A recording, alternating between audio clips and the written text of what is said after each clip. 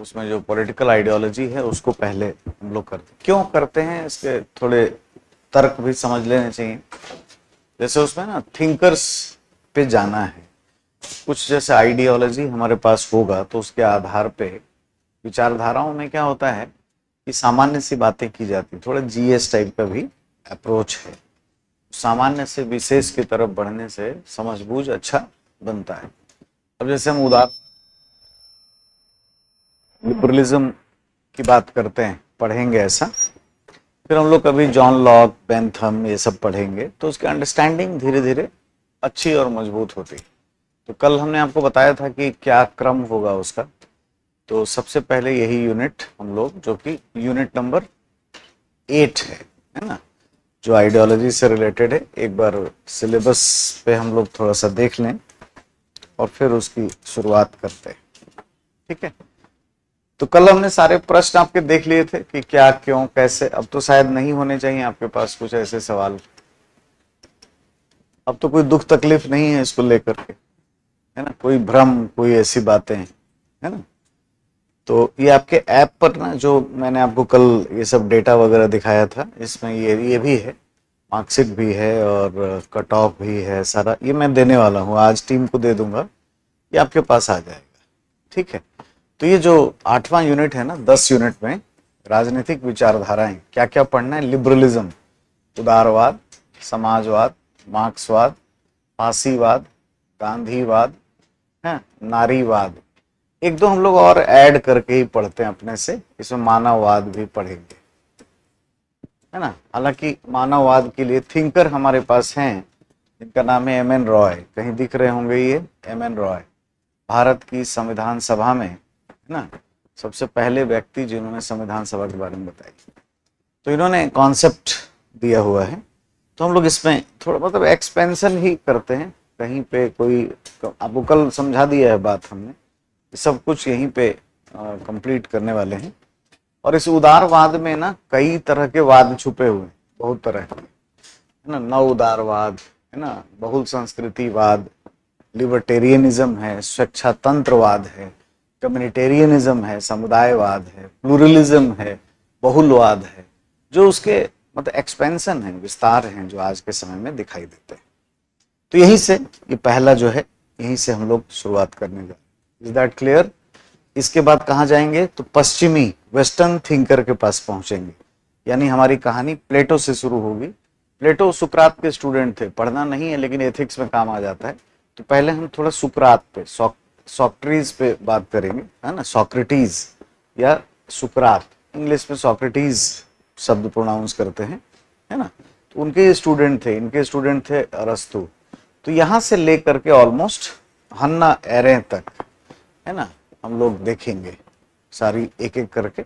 और सबसे लंबी यात्रा यही है इसमें ना, काफी समय हमें, जैसे यहाँ पे मार्क्सवाद तो पढ़ लिया, तो ये नहीं कि बस हो गया कार्ल मार्क्स का कहानी खत्म।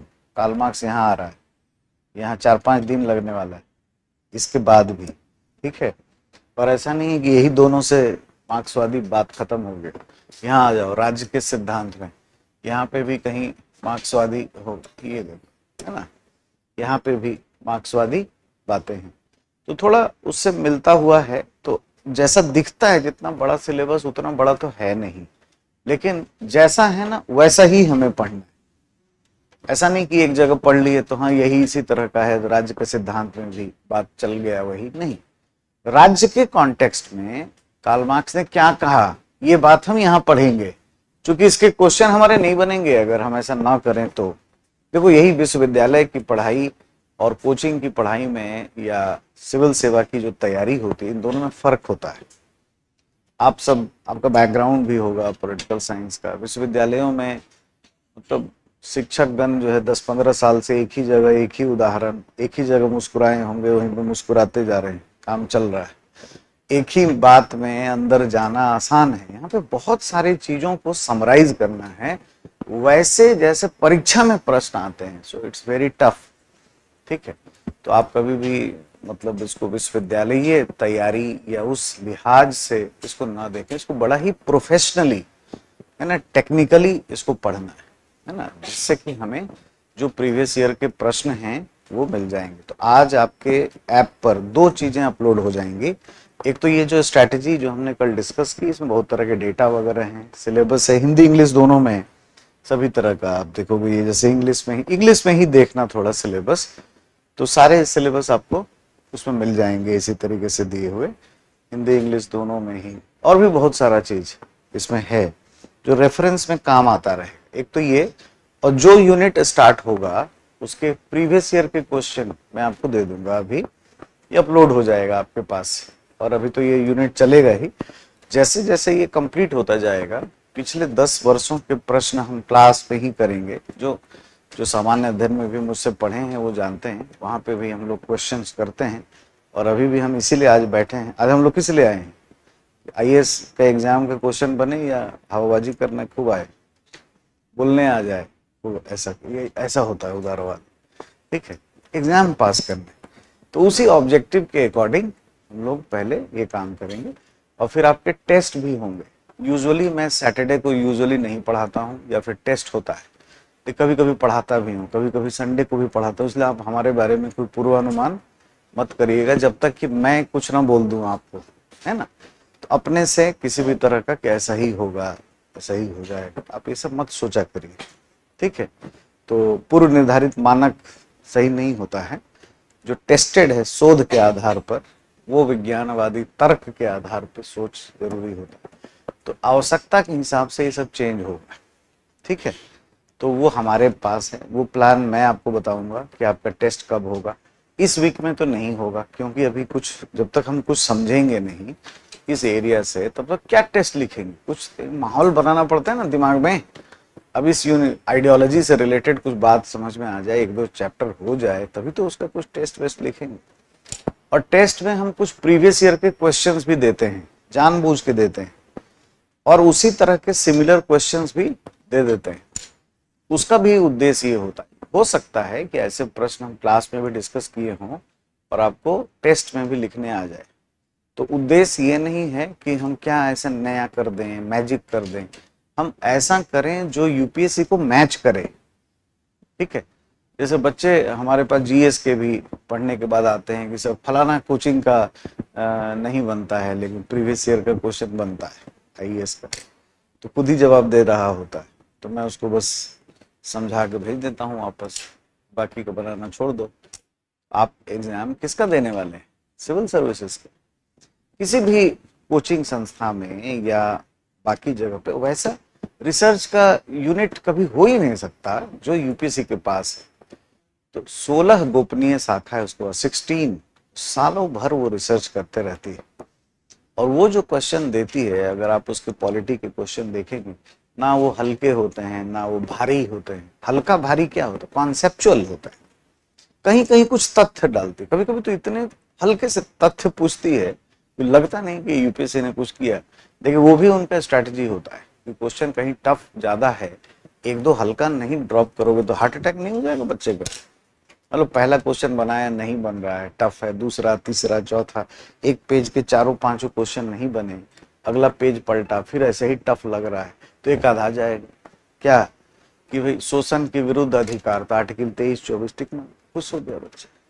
प्यार मोहब्बत करने का अधिकार, टिक मार, आर्टिकल 21। निजता का अधिकार, आर्टिकल 21, है ना। उपहार देने लेने का अधिकार, थोड़ा खुश, राहत मिला, ठीक है, उसके लिए भी डाला जाता है। लेकिन उसके अधिकतम क्वेश्चन अगर आप देखेंगे तो कॉन्सेप्चुअल होते हैं। जिसने समझा नहीं है वो आईएएस नहीं बन सकता, इतना ही सरल है बस। जिसने सिर्फ रट्टा मारा है उसका इस एरिया में जगह नहीं है, क्योंकि आईएएस उसको बनाया जाता है जो सोच सके, है ना। Catch them young scholar who can think, सोचने वाले को अधिकारी बनाया जाता है कि क्या होना चाहिए, ऐसी परिस्थिति में क्या होना चाहिए। एकदम से फैक्चुअल पूछेंगे तो क्या हो गया? आदेश पाल हो गया, रट्टा मार, 2 + 2 = 4 है, हाँ जी चलो बाएं मुड़ते चल, गड्ढा कर, मिट्टी खोद निकाल भर, कर दिया। ये क्या है? तथ्यात्मक वाला है। ये निचले स्तर पे जितना जाएंगे उसमें इसी तरह की परीक्षा की प्रणाली हो जाती है, लेकिन ऊपर लेवल पे ऐसा होता नहीं। और मेंस में कुछ ज्यादा ही ऐसा रहता है, ऑप्शनल में कुछ ज्यादा ही ऐसा होता है। ऑप्शनल में जो अपेक्षा होती है किसी बच्चे से वो डेप्थ में जा करके समझ पाए, एनालिसिस कर पाए, इसका ज्ञान हमें कैसे प्राप्त हो? जब हम उसे 20 नंबर के क्वेश्चन लिखवाएं, ज़्यादा लिखवाएं, है ना, 250 350 शब्द लिखवा लें और तब देखें कि कैसा विश्लेषण करता है, क्या समझ बूझ है, तो ये काम हम कर सकते हैं। ठीक है, तो उसी चीज को ध्यान में रखते हुए मैं काम करना चाहिए। तो मैं थोड़ा प्रीवियस ईयर के क्वेश्चंस भी देख देता हूँ। आप देखे होंगे कि जीएस के भी टेस्ट वेस्ट आपके हुए होंगे ना, तो उसमें कुछ प्रीवियस ईयर के क्वेश्चंस भी मैं देता हूँ। उसका उद्देश्य है कि आप लिखते कैसे हैं। एक तो है कि आपने पढ़ा, अच्छे से पढ़ा, यूपीएससी के स्टैंडर्ड के अकॉर्डिंग पढ़ा, एक है ये काम, इसी से हो जाएगा काफी नहीं, डिटेल से हम लोग करेंगे। उसके बाद काम आपका शुरू होता है कि आप उसको संक्षेप में करेंगे, आप अपने ब्रीफ नोट्स बनाएंगे। इस बार अब जो होने वाला है इसमें ये ब्रीफ नोट आपके यहीं बन जाएंगे थोड़े पॉइंट में, और जहां कहीं जरूरत पड़ेगी ना, फिर वही मैं कहूँगा पूर्वानुमान मत लगा लेना, कहीं कहीं पे कुछ लिखवाऊंगा भी ज़्यादा, क्योंकि कुछ चैप्टर ही ऐसे होते हैं जो हमें लिख के समझ में आते हैं, बहुत एब्स्ट्रैक्ट नेचर होता है, जिसमें हमें उदाहरण की और बहुत तरह के विश्लेषणों की आवश्यकता होती है। ठीक है, या ध्यान को भी आकर्षित करने की आवश्यकता होती है। कुछ बातें सिर्फ सुनकर अंदर नहीं आती, थोड़ा लिखने से भी अंदर आती है। ठीक है, तो ये सब कई तरह के उद्देश्य उसके होंगे, उसके अकॉर्डिंग करेंगे। लेकिन फिर भी आप थोड़ा घर में हर दिन आप काम यही करिए कि आपको बड़े को छोटा करना है, 5 पेज को आधा पेज में लाना, 6 पेज 10 पेज को 1 पेज में आधा पेज में करना। क्यों भाई? 5 दिन की परीक्षा होने वाली, आपका जो मेंस होगा वो 5 दिन में।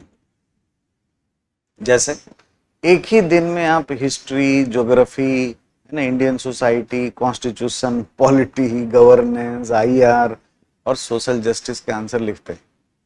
एक दिन एग्जाम हुआ, फर्स्ट पेपर जीएस का, सेकंड पेपर, ठीक है, सबसे पहले में भी ऐसे हो जाए, कंपलसरी हो जाए, उसके बाद किसी एक दिन जीएस का दोनों हो जाएगा, अगले दिन सारा खत्म, जीएस का कहानी खत्म। ठीक है, अगले दिन पूरा इकोनॉमी, साइंस एंड टेक्नोलॉजी जो साल भर पढ़ा है, 6 महीना पढ़ा है, इंटरनल सिक्योरिटी, इन्वायरमेंट, है ना, उसके बाद एथिक्स, इंटीग्रिटी एंड एप्टीट्यूड सारा लिखा। एक आध दिन गैप संडे वनडे आया तो मिला, वरना अगले ही दिन कहानी खत्म, ऑप्शनल का भी एक ही दिन। ये 10 यूनिट, आगे का 11 यूनिट, पेपर 2 पूरा, कुल मिला के कहानी एक ही दिन में हो जाए। कैसे करो? एक दिन भी अगर हमें गैप मिले बीच में, या रात में भी, सुबह में भी, तो हमारे पास कुछ अगर कम पेज में हो, हम पलट पाए, डायग्रामिक फॉर्म पे हो, तो हम अपना ब्रेन जो है उसको कॉन्सेंट्रेट कर सकते हैं। अब देखेंगे कि कभी कभी जीवन में कंसंट्रेशन कम हो जाता है ना, तो कुछ समझ में नहीं आएगा कि हो क्या रहा है। अब कंसंट्रेशन होना नहीं चाहिए। आपके तैयारी करने की जब शुरुआत आपने की, तो सबसे इंपॉर्टेंट एक्सरसाइज आपके लिए यही है, इमोशनल एक्सरसाइज, कि हमारा कंसंट्रेशन ना खत्म हो। वैसे हमारा ऑब्जेक्टिव क्या है भाई? एक सर्विसेज के लिए हम बहुत डेडली तैयारी में जुटे हैं, इससे ज्यादा अच्छा समय और नहीं मिलेगा। अब हमारा उसको छोड़ के बाकी सभी पे ध्यान है, हमें वो याद ही नहीं आता है कभी। तो सोचिए हमारा क्या होने वाला है। तो वो लैक ऑफ कंसंट्रेशन से होता है। इसी तरीके से जैसे हम लोग कहते हैं कि कोई मेडिटेटिव स्टेट ऑफ माइंड में होता है, कोई प्रीस्ट, साधु, महात्मा, पंडित, पादरी, मौलवी, तो वो क्या करता है, वो कुछ स्पिरिचुअल थॉट्स लेके सोता है, जगता भी है तो वो थॉट्स चल रहे होते हैं। किसी ने मान लो चैंटिंग शुरू किया, मंत्रोच्चारण शुरू किया, वही करते करते सो गया, तो उठा भी तो उसका वही हो रहा है। हमारे लिए मंत्रोच्चारण क्या है भाई? हमारे लिए एक उदारवाद से सोए, उदारवाद में जग गए, जर्मी बेंथम, स्टुअर्ट मिल, दिमाग में एक डिसिप्लिन ऐसा हो, ये बस क्रिएट कर रहे हैं। बाकी काम मैं कर दूंगा, वो कमी, बैंक अकाउंट में पैसे का अभाव नहीं होगा कभी आपके पास, ये आप लिखवा लो। पहले दिन से मैं बोल रहा हूँ, जीएस में ही मैं नहीं छोड़ता हूँ, यहाँ तो ऑप्शनल ही है। उसके बाद तीसरा काम होता है लिखना। पहला कॉन्सेप्ट, दूसरा ब्रीफ नोट्स एंड रिवीजन, और तीसरा हो गया आंसर राइटिंग। ये 3 काम जिसने नहीं किए उसके थोड़ी सी समस्या होती है। तो बस यही करना है आपको। तो ये और प्रीवियस ईयर के क्वेश्चन, ये दोनों आपको दे देते हैं, ये आपको मिल जाएंगे। ठीक है, अब आ जाइए और एक चैप्टर लिख दीजिए, आइडियोलॉजी।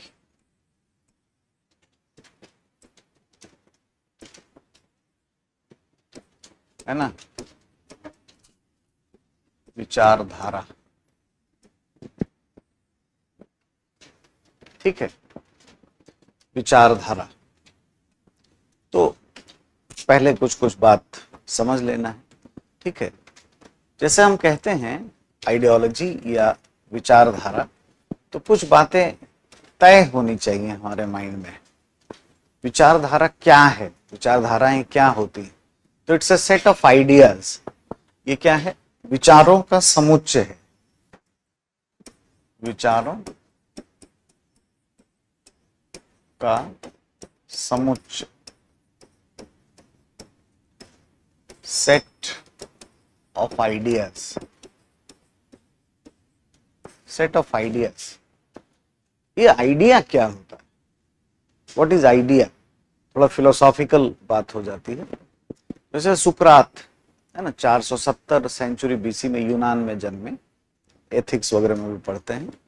वो है ना कुछ ऐसा व्यक्ति जो 399 तक रहा, गरीब थे, खाली पैर घूमते थे। और जो ग्रीस था, यूनान, ईसा पूर्व का, तो 470 बीसी से आगे बढ़ते हुए अगर आप देखेंगे तो कैसा यूनान था? यूनान ऐसा था कि राजा भोग विलास में था, युवा जो हैं वो भटके हुए थे। युवाओं को जो दर्शन या जो फिलॉसफी दी गई थी वो सोफिस्ट फिलॉसफी थी। उसमें ये कहा जाता था कि कोई भी व्यक्ति है ना नैतिकता का मानक खुद ही बन सकता है। यानी एक व्यक्ति नैतिकता की परिभाषा स्वयं के आधार पर कर सकता है। अब जैसे आप देखिए, एक उदाहरण मैं देता हूँ, लोग कैसे करते हैं, आज भी आप समझ पाएंगे। वो क्या है? वही परसेप्शन है, वो ज्ञान, असली ज्ञान नहीं। जैसे कोई दहेज लेने वाला व्यक्ति कहे कि कोई बाप अपनी बेटी को उपहार कुछ देना चाहता है, तो मैं कौन होता हूँ बाप बेटी के प्यार के बीच में आने वाला? असली उद्देश्य क्या है कि कुछ आ जाए। कोई अगर सचिवालय में काम करने वाला कहे कि हमारे काम को देखकर कोई पसंद करके कुछ गिफ्ट दे देता है, टिप दे देता है, कुछ कर देता है, तो मैं उसके मतलब उसकी भावना का सम्मान क्यों ना करूं? अंदर लड्डू फूट रहे हैं, ये मिलता रहे। ये सब क्या होता है? व्यक्तिगत आधार पे लीपा पोती है। ठीक है, तो युवा भटके हुए थे, मतलब पूरा मैसी हुआ पड़ा था। नारी को भोग्य समझा जाता था। तो क्यों समझा जाता था? ये आइडिया नहीं था, ये सही ज्ञान, नॉलेज जो है ना, ये पता ही नहीं था कि होता क्या है। सही ज्ञान कैसे प्राप्त करें? क्योंकि जो दर्शन, जो फिलॉसफी उस जमाने में प्रचलित थी और जिस अनैतिकता फैली हुई थी, उसको कहते परसेप्शन। परसेप्शन, ठीक है, परसेप्शन ही ज्ञान है। एक तरह का प्रीजुडिस है। जैसे कह दिया गया कि महिलाओं का जितना आप भोग करें उतना ही अच्छा है, इसी तरीके की बात युवा समझते थे, है ना। अब स्वार्थी बनो, लालची बनो, ठगो, है ना, यही जीवन है। और इसी से सब मैसी हुआ पड़ा था, अनैतिकता का पूरा माहौल बना हुआ। अब वहां पर एक व्यक्ति आया जो कहता है कि देखो भटको मत। अभी बूढ़े प्रभावित नहीं होते। किसी भी युग में जो युवा होते हैं, युवा जो हैं वो नई विचारधाराओं से प्रभावित होते हैं। इनलाइटनमेंट उन्हीं का होता है। तो यूथ को बड़ा उसका बात पसंद आता है। सुकरात क्या बोलता था? बस यही बोलता था, देखो तुम भटके हुए हो, ये ज्ञान नहीं है, परसेप्शन ज्ञान नहीं है, ये अवबोधन है। दिस इज नॉट अ ज्ञान, अवबोधन है। ये बढ़िया नहीं है जी। This is not idea. Idea सही ज्ञान है, सच्चा ज्ञान। और उसके लिए बुद्धि के प्रयोग करो, तर्क के प्रयोग करो। Use your brain, use your rationality, तार्किकता, यूज योर कंसेंस, अंतरात्मा की आवाज से देखो। इसलिए उसने कहा नो दाई सेल्फ, अपने आप को जानो। किसी ने कह दिया तो मान लिए कि नारी भोग्य होती है, वो ऐसा है, वो ऐसा है, झूठ बोलना चाहिए, अपने हिसाब से कुछ भी घुमा देना चाहिए, तो मान लिए। जैसे हम इसको कह दें, ये कह दें कि त्रिभुज है और कोई दिमाग ही ना लगाए, तो मान लेगा त्रिभुज है, तो अज्ञानी कहलाएगा। This is called perception, idea नहीं है। जब हम कहें त्रिभुज यानी ट्राइएंगल, त्रिभुज, तो इसमें तीन चीज तो होना चाहिए, दिमाग हमने लगाया, तो तीन कहाँ है? एक मान ले इसको, इसको दो, इसको तीन, तो ये चार, पता नहीं क्या है, नहीं पता चलता।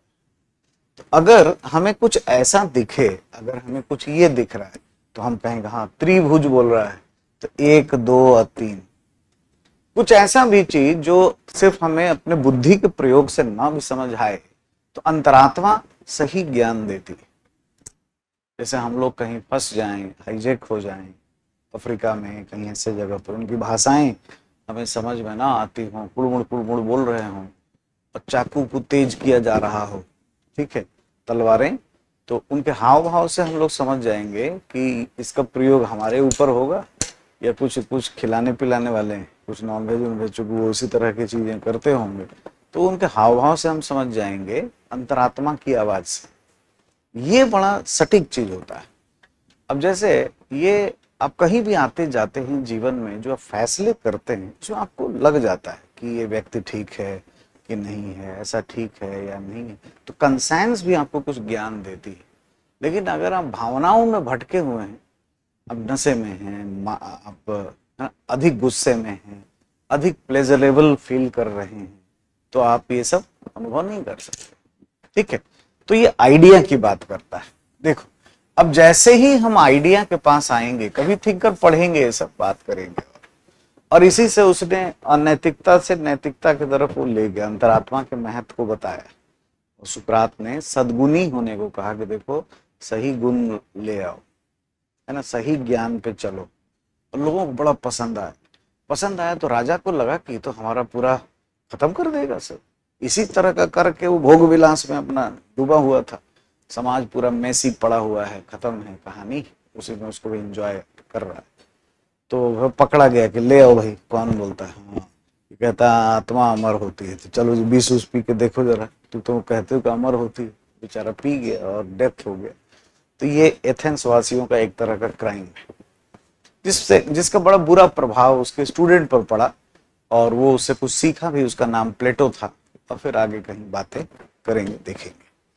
तो मैं सिर्फ आइडिया को लेकर के बात किया कि आइडिया जो है तर्कपूर्ण ज्ञान होता है, ठीक है, सही ज्ञान होता है। जैसे त्रिभुज तो ट्रायंगल, बुद्धि के प्रयोग उसमें होते हैं।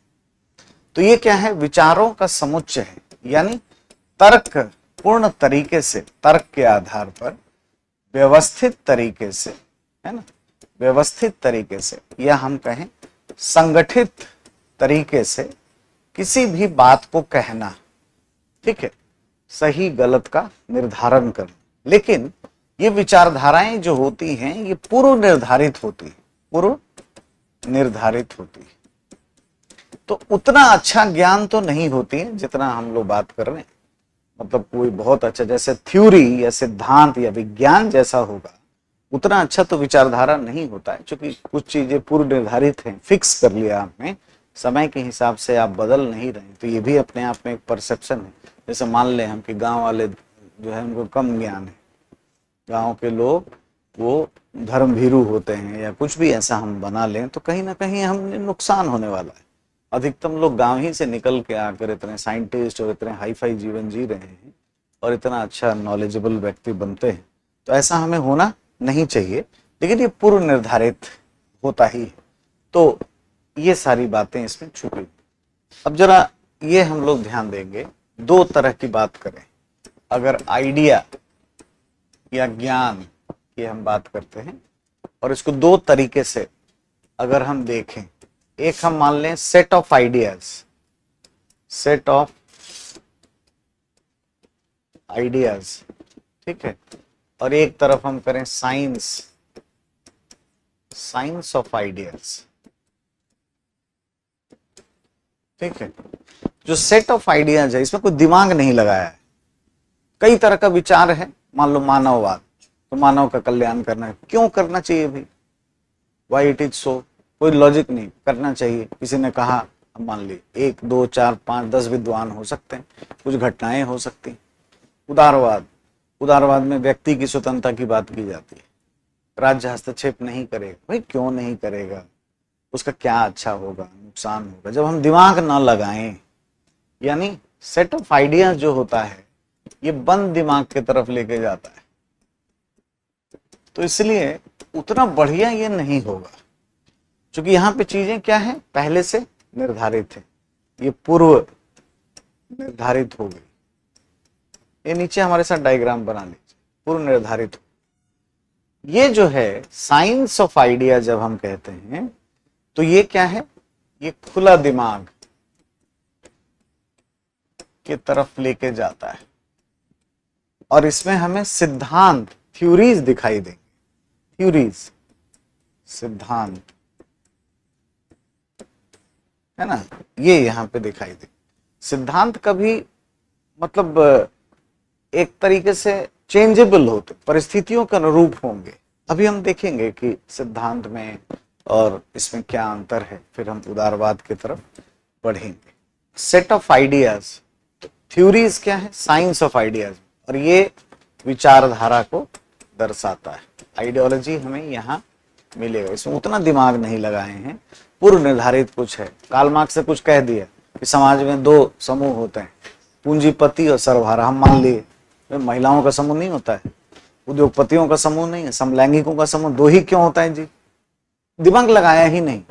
जैसे बंद दिमाग की तरफ चलेंगे तो आइडियोलॉजी, तो मार्क्सवादी विचारधारा हो, अपने आप में कुछ अच्छी बात कह रही होगी, कुछ तरीके से सुव्यवस्थित बात कह रही होगी, तो जो परसेप्शन है उसकी तुलना में तो अच्छा होता है ये, लेकिन थ्योरी और भी अच्छा होता है क्योंकि उसमें ज्यादा तर्क है, ज्यादा सुव्यवस्थित तरीके से बात किया गया है और शोध है, उसमें सुधारात्मक पहलू अधिक दिखाई देता है।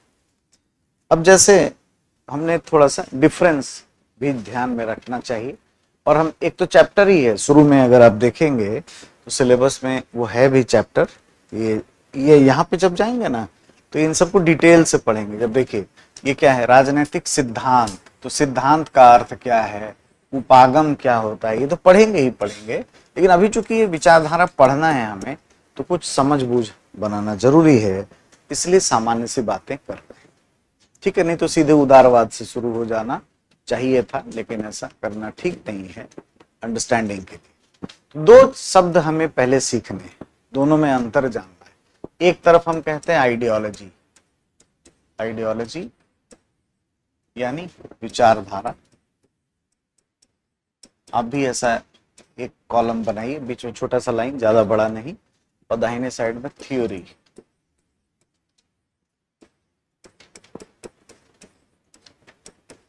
सिद्धांत, बस पॉइंट में आप हमारे साथ लिख लेंगे, समझेंगे भी, समझने पे ध्यान ज्यादा रखेंगे। देखिए यहां पे आपने जाना कि ये पूर्व निर्धारित है, पूर्व निर्धारित है, ठीक है। ये पूर्व निर्धारित नहीं होता, ये शोध आधारित होता है, शोध आधारित, रिसर्च के आधार पर ये होता है, ठीक है। अब जैसे कभी भी हम कोई विज्ञान सिद्धांत शब्द को बोलें तो तीन चीज का ध्यान रखिएगा, और आपको नेचुरल साइंस से कुछ मैं उदाहरण देता हूं, आपका भी हमेशा ध्यान रहेगा। तो जैसे हम कहते हैं विज्ञान की बात करें, प्राकृतिक विज्ञान में या सिद्धांत में, दो हाइड्रोजन H2 + O = वाटर, यही बनता है, ये साइंस या थ्योरी, ठीक है। अब इसमें क्या क्या चीज दिख रहा है। अब कल किसी बच्चे ने पूछा था कि राजनीति में विज्ञान क्यों लिखते हैं, राजनीति विज्ञान क्यों, क्योंकि विज्ञान बनने की प्रक्रिया में 100% तो नहीं हो सकता, मानविकी विषय है, सरकारों के बारे में बताता है साइंस के जैसा। जब भी साइंस या थ्योरी जैसा शब्द आए तो तीन बातें क्लिक होना चाहिए आपके पास। साइंस वही होता है जो, आप दाहिने साइड में ऐसा डायग्राम भी हमारे साथ बना सकते हैं, ठीक है। साइंस या विज्ञान वही होगा जिसमें मूल्य मुक्तता होगी, मूल्य मुक्त होगा, मूल्य मुक्त, युक्त मत लिख देना, मुक्त, वैल्यू फ्री हो, मतलब इसमें दया माया मोह ये सब नहीं, वही गरीब है इसको कुछ हेल्प कर, वैल्यू सिस्टम जब होगा, जैसे हम लोग कहते हैं कि सरकार को मूल्यों के आधार पर काम करना चाहिए, तो मुख्य धारा से पिछड़ा आरक्षण की नीति या कुछ और, हम अच्छा करने के लिए कुछ संसाधन ज्यादा दो, ऐसा करते हैं, ठीक है। और जो वैसा नहीं है, जो सफल है, उसके लिए ज्यादा चिंता नहीं करते। लेकिन क्या साइंस ऐसा करेगा? आप एटम बम चला देंगे, बीच में कहेंगे रुक जाओ यार, गलती से दब गया था, मत जाओ, रहने दो, बहुत लोग मर जाते हैं हिरोशिमा में, है ना, 1 सेकंड में, सॉरी 30 सेकंड में 80,000 लोग मर गए थे। तो उस जमाने में, आज कितने मरेंगे, इतनी डेंसिटी है, पॉपुलेशन बढ़ गई, तो रुक जाओ, वापस आ जाओ। अब ऐसा नहीं होगा, ठीक है, क्योंकि विज्ञान मूल्य मुक्त होता है, उसमें कोई दया नहीं, करुणा नहीं, वो करेगा ही, है ना। विज्ञान कैसा होगा? मूल्य मुक्त का क्या मतलब है? तथ्य पर आधारित होता, फैक्ट्स नॉट वैल्यूज, तथ्य पर बल देता है, ठीक है। 2 हाइड्रोजन 1 ऑक्सीजन, पानी बनना ही बनना है। विज्ञान वो है, या सिद्धांत वो है, जो कैसा होता है, जिसमें हम व्यवहार का पूर्वानुमान कर सकते हैं, व्यवहार का पूर्वानुमान कर सकते हैं। अभी भी कर पा रहे हैं कि भाई 2 हाइड्रोजन है, 1 ऑक्सीजन है, तो पानी बन जाएगा। अमेरिका में भी, यहां भी, वहां भी सार्वभौमिक अनुप्रयोजन भी, इसे सभी जगह लागू कर सकते हैं। इसको कहेंगे हम लोग सार्वभौमिक, सार्वभौमिक अनुप्रयोग, सब जगह लागू है। इसको थोड़ा और सरल तरीके से लिखते हैं, सभी स्थान पर लागू। अमेरिका में भी पानी, पाकिस्तान में, भारत में, हर जगह ये होगा तो होगा ऐसा। यहां ऐसा नहीं होता है, उसी से तुलना करेंगे ना। अब ये देखिए आइडियोलॉजी, तो आइडियोलॉजी विज्ञान के जैसा नहीं हो सकती। ये मैंने लिख दिया है यहाँ पे, विज्ञान सब लिखिए समझने के लिए, विज्ञान या सिद्धांत, थ्योरीज में किस तरह के गुण होंगे, है ना, वो इनिशियली आज थोड़ा सा, कभी डिटेल से बात होगी यूनिट 1 पे जब जाएंगे ना, जहां पे ये चैप्टर है वहां पे डिटेल से बात करेंगे, ठीक है। ये 3 बातें, इसका उल्टा हमें यहाँ पे ध्यान में रखें। ये जो आइडियोलॉजी है, ये मूल्य युक्त होता है, मूल्य युक्त, मूल्य मुक्त नहीं है। सिर्फ तथ्य के आधार पर काम नहीं करता, मूल्यों के आधार पर काम करता। फॉर एग्जाम्पल, आइए वापस देखते हैं। अब जैसे उदारवाद, ये कहता है व्यक्ति का हित जरूरी है, राज्य को व्यक्ति के मामले में हस्तक्षेप नहीं करना चाहिए। और जॉन लॉक जैसा कोई होगा, वो कहेगा कि जन्म से व्यक्ति के पास संपत्ति का अधिकार, जीवन का अधिकार, स्वतंत्रता का अधिकार है, ऐसी बातें कर। समाजवाद, है ना, सामाजिक हित में राज्य अर्थव्यवस्था में हस्तक्षेप करेगा। तो सब जगह ना मूल्यों की बात है, जनता के कल्याण, दया, माया, है ना, कुछ अच्छा अच्छा बात हो। मैं ये नहीं कह रहा हूं कि इसमें उल्टा लटकाने वाली बात हो, हालांकि इसमें ये एक है, यहां पे इसको मूल्य जैसा बताया गया, हिटलर ने रूइंड कर दिया दिमाग, लोगों को ठीक लगने लगा, सही बोल रहा है ना, थोड़ा सा ना हेजी हो गया, जैसे थोड़ा हमारे ऊपर कोई लेयर लग जाए ज्यादा सफलता का, ज्यादा पैसा आ जाए लाइफ में, तो हमें लगा हर समय रोता रहता, काम हम करता नहीं। अपने कितना रोए हैं पहले, वो बात भूल गए। जब जीवन में ज्यादा सफलता मिल जाती है तो कई बार इंसान भूल जाता है, ठीक है, भ्रम में जीने लगता है, ऐसा कुछ हो। तो हिटलर और मुसोलिनी ये ऐसे थे ना, ये सेकेंड वर्ल्ड वॉर के पहले वहां के आपके जैसे युवाओं को पागल बना दिए थे एकदम, है ना, कि इटली कभी हारता नहीं है। थोड़ा धर्म का तड़का लगा दिए थे, कैथोलिकिज्म जो है वो थोड़ा सा डाल दिए थे, 1 चम्मच धर्म का मसाला, युवाओं को ठीक लग रहा था। भाई युवा किसी चीज को लेता है बड़ा भावना से लेता है, उसमें एनर्जी है, ठीक है, लगा कि इसके बिना तो नहीं चलेगा। और हिटलर छोटे कद का, छोटा मुस्टेच, कभी यूट्यूब पे कुछ भाषण उसन उसको पढ़ा हो, देखिएगा जब वो बोलता था तो लोग कैसे गरजते थे, एनर्जी एकदम लोगों को कैसा करा देता कि जर्मनी कभी हारेगा नहीं, जर्मनी विस्तारवादी है, राज्य का फैलाव कर, हम आर्यन वंश के हैं, बोलो हैं कि नहीं, तो लोग कहते थे हाँ हैं, छत से कूदोगे कि नहीं, तो हाँ यस सर टाइप, ऐसा कर, है ना। तो उसी चक्कर में क्या यहूदियों को भगाने लगे। उस समय तो लोगों को ठीक लग रहा था। आज का जर्मनी, हिटलर शब्द बोलोगे जेल चले जाओ, हिटलर अपने बच्चे का नाम रखोगे जेल चले जाओ, बात समझ गए। तो आज हाईली डेमोक्रेटिक है, कोई भी अपने बेटे का नाम हिटलर फ्यूरर नहीं रखता है, किसी स्ट्रीट का नाम नहीं है, किसी कुछ का नाम नहीं। लोगों ने सोचा कहाँ दिमाग पागल हो गया था इसके चक्कर में, है ना, कहाँ से क्या बना दिया। आइंस्टाइन अब उतना बड़ा वैज्ञानिक, उसको भाग के ऑस्ट्रिया में रहना। यहूदियों को जितना तंग किया गया, आज आप देखिए कितना नोबेल प्राइज यहूदियों को मिलता है। आज आप देखिए कितनी जितनी कंपनियां हैं फॉर्च्यून 500 की, अधिकतम के मालिक यहूदी हैं। उनको क्या कहा था यहाँ पे, इस विचारधारा, उनको बुद्धि नहीं है, उनको भगाना चाहिए, जर्मनी खराब नस्ल का नहीं होगा। जर्मन लोग आज भी थोड़े इस तरह के होते हैं। कभी आपका भी कोई सामना हो जाए तो ये सब चीज का ध्यान रखें, उनमें थोड़ा ना नस्ली बातें हैं, उनको बड़ा ये सब पसंद भी है। जैसे कहोगे ना कि यू लुक सो गुड, थोड़ा खुश, उनको इस चीज का थोड़ा होता है कि हमारी नाक सबसे सीधी है, हमसे ज्यादा एनर्जी किसी में नहीं है, और थोड़ा बहुत है भी बात। देखो अरे जर्मन कुत्ते इतने अच्छे होते हैं, लोग पालते हैं, जर्मन शेफर्ड, अब देखो कितने शौकीन होते हैं। जर्मनी का इंजन सब कुछ अच्छा तो थोड़ा है भी, ऐसे किसी को घमंड नहीं आएगा ना। क्लाउडिया शिफर जैसे सुपर मॉडल, उनके एक्टर एक्ट्रेस फिट होते भी हैं, ऐसा उसे कह नहीं सकते, लेकिन अब ये बात तो गलत है, कोई भी हो सकता है। इसमें आपका क्या रोल है भाई, आप जन्म ले लिए किसी जगह जहाँ पे हस्बैंड वाइफ गोरे थे तो आप गोरे हो गए। अब आप इसको घमंड बना लें कि हम गोरे हैं, हमारा स्किन का रंग ऐसा है, हमारी नाक सीधी है, उसकी नाक मोटी है, वो खराब नस्ल का है, अच्छी बात तो है नहीं। लेकिन अब कुछ समय तक अच्छा लग रहा था, कुछ समय मूल्य युक्त लग रहा था, आज इसको छोड़ दीजिए तो बाकी कोई ऐसा आपको दिखाई नहीं देगा। ठीक है, बाकी सब जगह गांधी जी कल्याण ही के लिए बात करें, नारियों के हित के लिए बात होगी, यहाँ पे मूल्यों की ही बात होगी, कहीं पे ऐसा कुछ आपको दिखाई नहीं देगा। यानी जो विचारधाराएं होती हैं ये मूल्य युक्त होती हैं, जबकि विज्ञान मूल्य मुक्त होता है।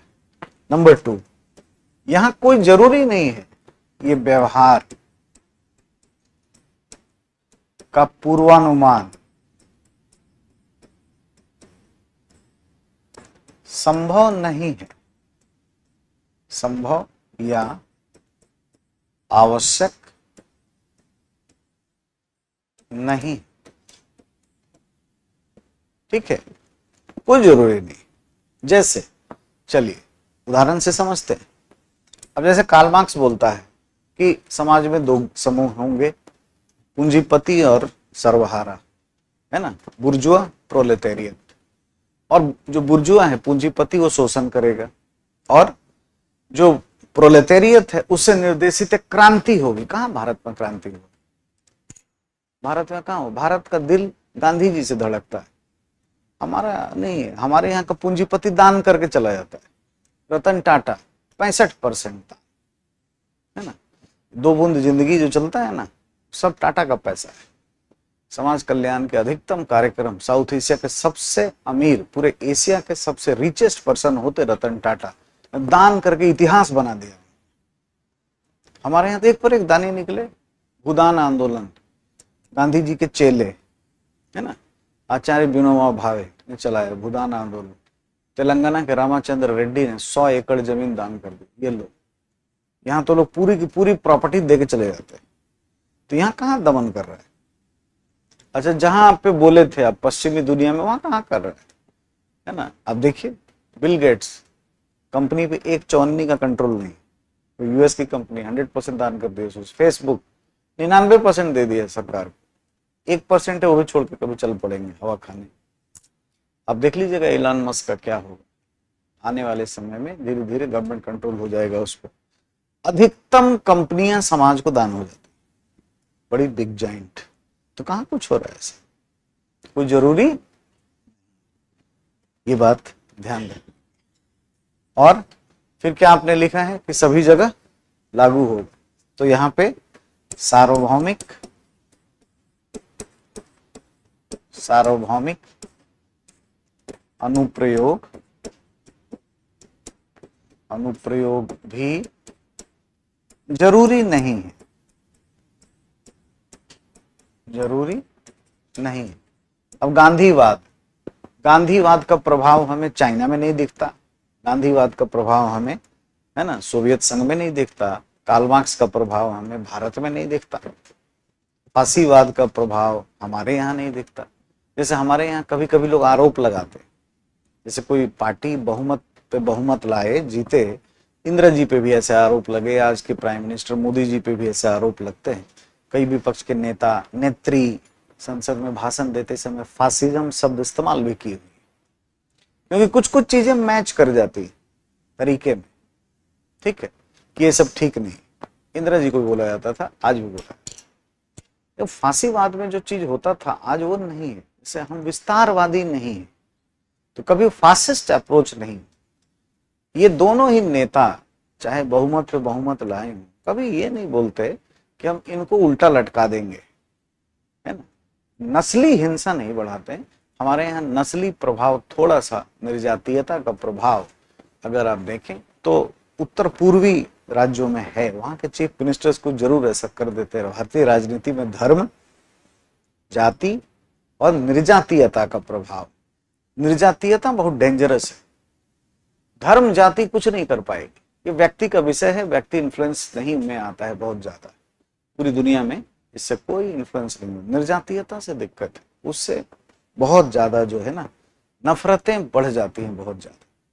तो हमारे यहाँ कभी कोई फासिज्म नहीं हो सकता, हिटलर मुसोलिनी वाली बातें यहाँ नहीं हो सकती।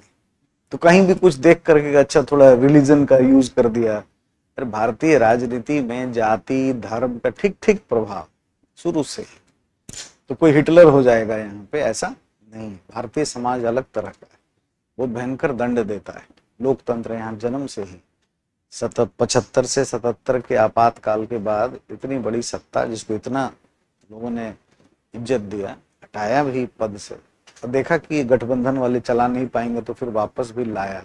भारतीय समाज तो वो है 80 में फिर से इंदिरा जी चुनाव जीत के आ गई। तो ये दोनों में डिफरेंस है, ठीक है।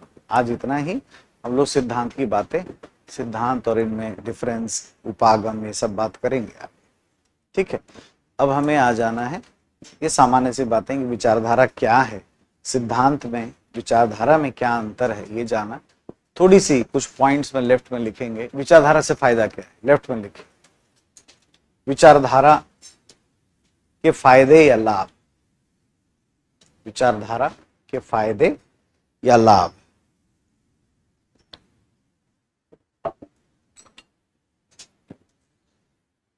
फायदे या लाभ, ठीक है।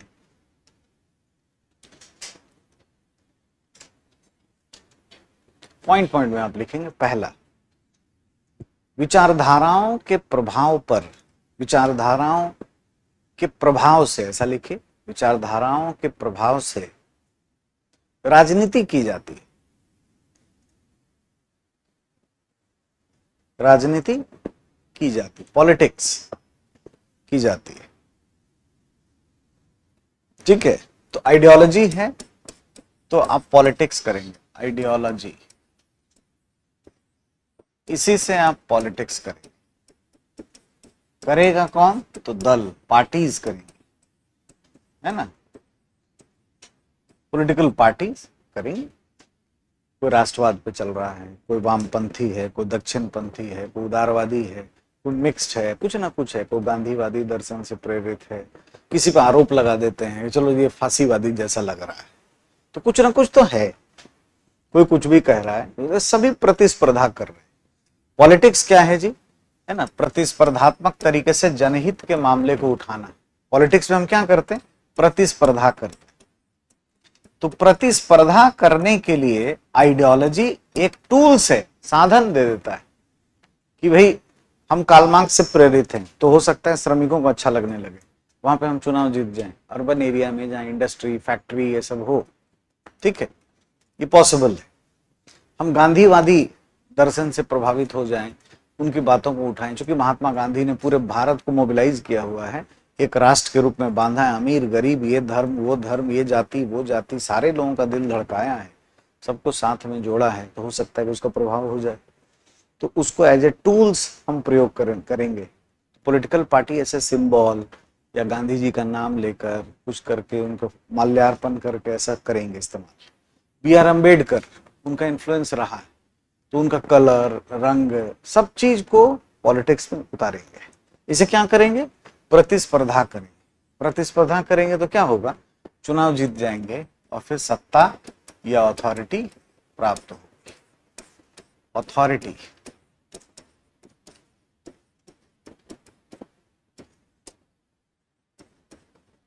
अथॉरिटी तो पॉलिटिकल पार्टीज के लिए आइडियोलॉजी का होना बहुत जरूरी है। कुछ कुछ ऐसा भी दल है जिसमें एंड ऑफ द आइडियोलॉजी है, आइडियोलॉजी है ही नहीं, है ना। आइडियोलॉजी यही है कि कोई आइडियोलॉजी नहीं है, ये अपने आप में आइडियोलॉजी है। हम विकास के लिए काम करते हैं, बदलती परिस्थितियों के लिए करते हैं, कई बार ऐसा होता है।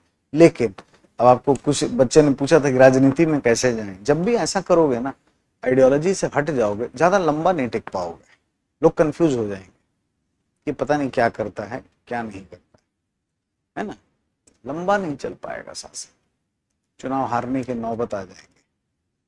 तो चलाते रहना है और आइडियोलॉजी में नई नई चीजें डाल करके उसको परिष्कृत करते रहना है, तो राजनीति का काम चलता रहेगा। लेकिन अगर आप कोई सिंबल नहीं लेते हैं, आप टिक नहीं पाएंगे, है ना, चुनाव में। ये है साहब विचारधारा, उसका एबीसी ज्ञान ये हमेशा दिमाग में फिट रखना है। पूर्व निर्धारित मानक है जिसके आधार पर हम व्यवस्थित तरीके से कुछ बात कहते हैं। This is called ideology. वो सिद्धांत नहीं है, सिद्धांत में व्यवहारों का पूर्वानुमान होता है, मूल्य मुक्त होता है, सार्वभौमिक अनुप्रयोग होता है। इसका सार्वभौमिक अनुप्रयोग नहीं है, ये मूल्य युक्त होता है। ठीक है, ऐसे डिफरेंस भी हमने देखा। अब हम आ जाएंगे इसके पहले चैप्टर पर जिसका नाम है लिबरलिज्म। लिबरलिज्म, उदारवाद। काफी बड़ा सा चैप्टर है, पहला ही और सबसे पुराना और सबसे बेहतर आइडियोलॉजी है भी।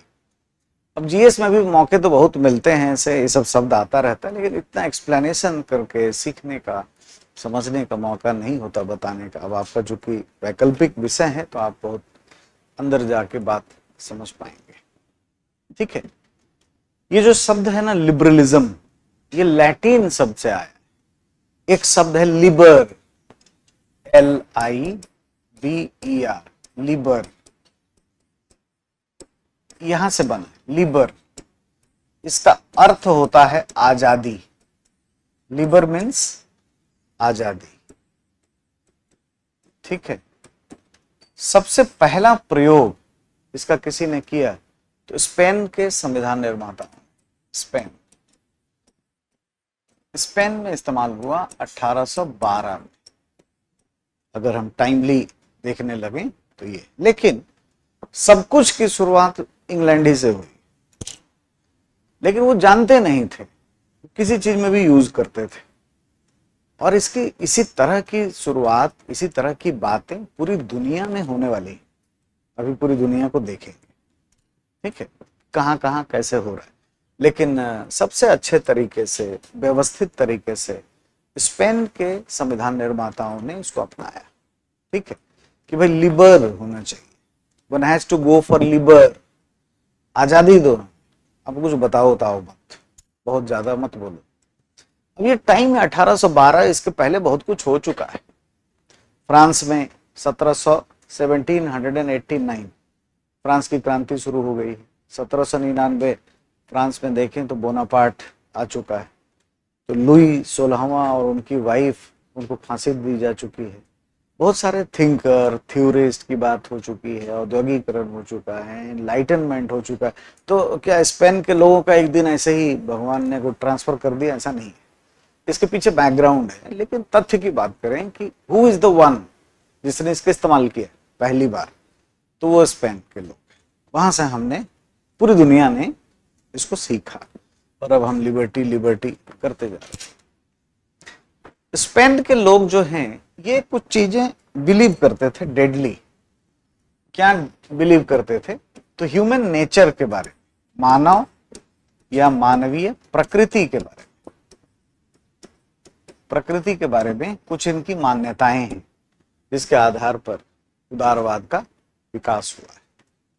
ठीक है, वो क्या है भाई कि मनुष्य क्या चाहता है? तो स्वतंत्रता चाहता है। मनुष्य बंधनों में नहीं रहना चाहता। अब बैठा दिया जाएगा, आप बैठो ना, 5,000 रुपये लो, 10,000 लो, खाना मिलेगा। कुछ दिन ठीक लगेगा, मान लो नहीं मिला है पहले, वो बहुत गरीब है, दुखी है, उसको कहा तुम बैठ जाओ, चुपचाप रहो। कुछ दिन ठीक लगेगा, फिर वो विद्रोह कर देगा, ना हमें गरीबी रहे, है ना, नहीं टिक पाएगा। इंसान का ऐसा फितरत है नहीं, उसको अपना चाहिए फ्रीडम, मैं चाहे ये करूं वो करूं, स्वभावतः। तो ह्यूमन नेचर ही ऐसा होता है इंसान, उसमें ना वो लिबर पसंद होता है। लिबर का ट्रेड उसमें इनबिल्ड ईश्वर ने दे के पैदा किया। ठीक है, इसको ना पहल करने का मन करता है, बैठा नहीं रह सकता। पहल, इनिशिएटिव का लक्षण पहल कर। मनुष्य जो है वो इनिशिएट करेगा, पशु इनिशिएट नहीं करेगा। जो जैसे है कुछ ठीक ठीक कर दें, हम जहां पे हैं वहीं पे व्यवस्थित करें, ऐसा स्वभाव, ऐसा मानवीय नेचर उसका नहीं है। ठीक है, और मनुष्य क्या है? रैशनल है, रैशनल, रैशनल, विवेकशील है, तर्कशील है। ठीक है, मैं इस रैशनल को समझाने से पहले एक शब्द यहां पे लिख रहा हूं आपके समझने के लिए, स्वार्थी, बुरा नहीं मान जाना। मनुष्य ऐसा ही है, इसी में रैशनैलिटी छुपा हुआ। रैशनैलिटी क्या है भाई? विवेकशीलता या तार्किकता, विवेकशील है ना, या तर्कपूर्णता, ये मनुष्य का स्वभाव है। इस तरह वो इसलिए है क्योंकि मनुष्य हमेशा जो सोचता है, जो विचार करता है, तर्क के आधार पर, है ना, कोई ना कोई किसी के लॉजिक को देखता है। और वो स्वार्थी है, इसीलिए स्वार्थी का मतलब अपना हित चाहता है। इंसान अपना हित चाहता है। तार्किकता क्या है? इसके अगर परिभाषा की तरफ जाएं तो कोई भी विचारधारा या तथ्य, आंकड़े, कुछ भी ऐसा जिसके आधार पर हम, है ना, जिसे हम सही साबित कर सके तर्क के आधार। जैसे आपको मैं कहता हूं एग्जाम के लिए कि आप लाल पीला कपड़ा लेके रात में खड़े हो जाइएगा एक पैर पे, तो ये इसमें कोई तर्क नहीं है और आपको सफलता मिल जाएगी। अब देखोगे असफलता मिली, फिर आपको कहा जाएगा प्रीवियस ईयर के क्वेश्चन देखो, सिलेबस को ध्यान में रखो, समझो, आंसर लिखो, नोट्स बनाओ, मेहनत करो, तो आप देखेंगे कि सफलता इससे मिल रही। तो कहीं ना कहीं तर्कपूर्णता इसमें शामिल है। तो ये मानवीय प्रकृति जो है वो इसमें इस तरह की बातें छुपी हुई हैं, ये हमें ध्यान में रखना चाहिए। सबसे पहले लोगों ने इस चीज को उठाया। अब इसका उद्भव कैसे हुआ, इस बात को हम लोग देखेंगे कि उद्भव ऑब्लिक विकास कैसे हो रहा है ना। पहले हम लोग कुछ कुछ समझ लेंगे, फिर लिखेंगे। किसका? तो लिबरलिज्म का। देखिए भाई क्या क्या हो रहा है। तो सबसे इंपॉर्टेंट और पहला जो है वो है रेनेसा, है ना, पुनर्जागरण।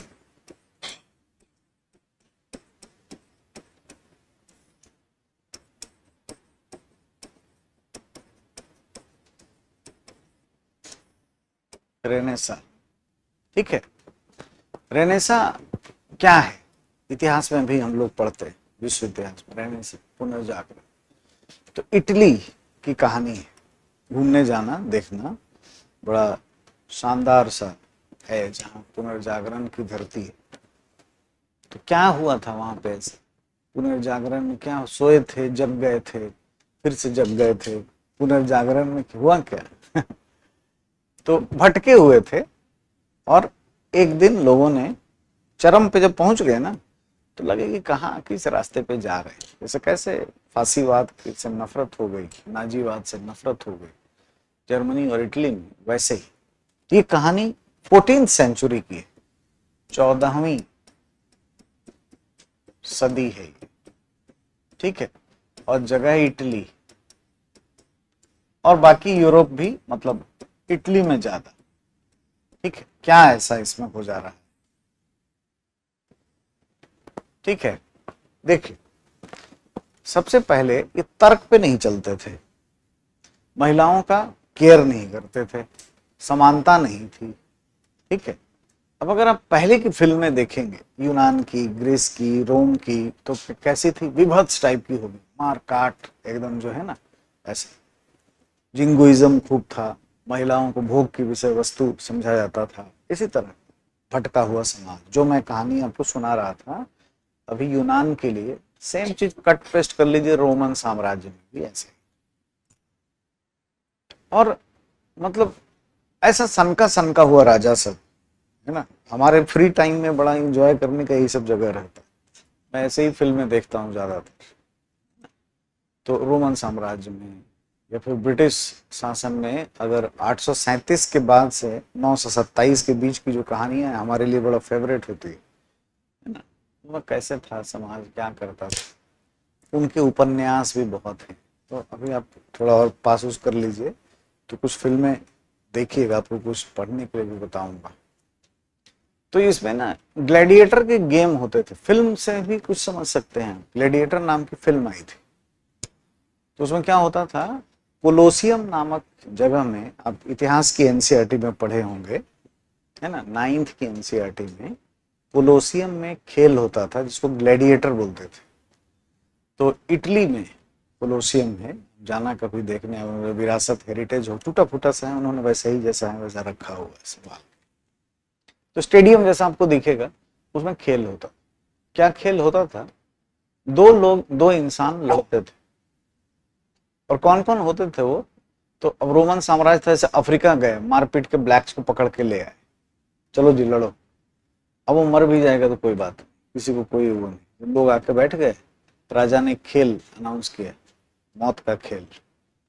तो अब कोई बहादुर था वहां पहले से पहलवान, हाथ काट देगा उसका एक, खूब लोग ताली बजाएंगे, वाह वाह वाह, कितना अच्छा खून बह रहा है, वो भी काट लो, दूसरा वाला भी, है ना। ऐसा खेल था, इतने सनके हुए थे, इसको एंजॉय करते थे। इसी तरह इंसान को टाइगर से लड़ा देना, हाथी से लड़ा देना, इस तरीके से जब तक एक मर नहीं जाता था, खेल खत्म नहीं होता था। उनके यहाँ एक अच्छा राजा आया, मार्कस उरिलियस, जैसे हमारे यहाँ राजा अशोक बाद में जब ठीक हो गए, बौद्ध धर्म के बाद लाने के बाद, शांति प्रिय, ठीक है। 2-3 राजाओं का दुनिया में प्रभाव है, तो राजा अशोक, ऐसा ही मार्कस ओरिलियस इटली में, है ना। वो इस खेल को बंद करवा दिया कि ये क्या पागलपन, इसी सब जमाने। हालांकि उसका बेटा मर्डर कर दिया इसके लिए, बताओ, इतना अच्छा खेल बंद करवा दिए तुम, अब खुद ही राजा बन गए। तो आगे सुधार होने में टाइम तो लगता ही लगता है। तो रेनेसा और कुछ नहीं है, इससे स्टेट ऑफ माइंड, ये एक तरह का मानसिक अभिवृत्ति है, एक दशाएं हैं कि हमें क्या सोचना चाहिए, कैसे चलना चाहिए जीवन में। जब कहें पुनर्जागरण, तो स्टेट ऑफ माइंड, एटीट्यूड पे ही आपको सोचना है। तो हमें 2-3 चीज का ध्यान रखना चाहिए, तर्क के आधार पर चलें, कोई भी चीज कोई कह दे हम नहीं मानेंगे, लॉजिक के आधार पर होना चाहिए, ठीक है। हम मानववादी नेचर के थोड़े से रहें, उदारवादी, उदार तरीके से सोचें, लिबर तरीके से देखें, स्वतंत्र विचारों के हम रहें, और तर्कपूर्णता, विवेकशीलता, विवेक से काम करें। इन चीजों पर जोर दिया जाने लगा। पूरा यूरोप में रेशनैलिटी, लिबर्टी, इंडिविजुअलिज्म, व्यक्तिवाद फैलना शुरू हुआ। तो जैसे ही हम मानववादी बोलेंगे, तो अब महिला पुरुष खत्म हो गया।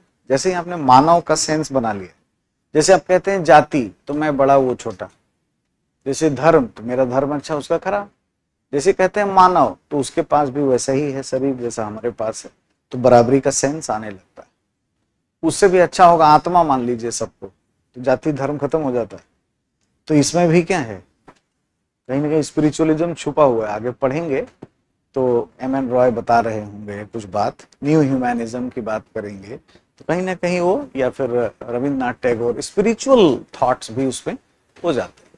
तो महिला पुरुष समानता की बात होने लगी। तो एक जमाने का इटली कैसा था और आज का इटली कैसा? बदमाश जो है उसको कहता है कि सुधर जाओ, अब हो गया, बहुत हो गया, अब मत करना गड़बड़ी, तो भी नहीं करता, फिर भी हैंग नहीं करता। मेडिटेरेनियन सी में, भूमध्य सागर में, सीरिया से कोई भी चला जाता है इन्वेजन करता हुआ इलीगल तरीके से, माइग्रेंट्स, इटली की अथॉरिटीज पकड़ लेती हैं। एक जमाने में रहते तो सीधे कोलोसियम में ले जाकर कटवा देते, है ना। अभी क्या करते हैं, खूब अच्छा खाना खिलाते हैं, अरे रे फंस गया था, नहीं आता, खूब काउंसलिंग करेंगे उनका, खूब समझाएंगे, चले जाओ अपना देश चले जाओ, तो अभी जहाज ले आए, ले चले, तो कहेगा नहीं नहीं सर गोली मार दी, तो नहीं, अरे गोली, तुम यहाँ पे ऐसा कैसे सोच सकते हो, और खाना खाओ, इसको खिलाओ और साइकोलॉजिकल ट्रीटमेंट दो। फिर धीरे धीरे करते करते जज को कुछ समझ में नहीं आता, उसको नागरिक बना, यही वो चाहता था। तो Italy is a gateway to enter in the Europe.